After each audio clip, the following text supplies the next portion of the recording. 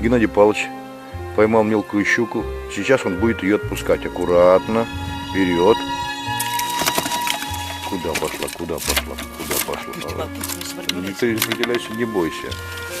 Ну, отпускаю. Пошла. Ай, умница. Расти. Мы на следующий год приедем.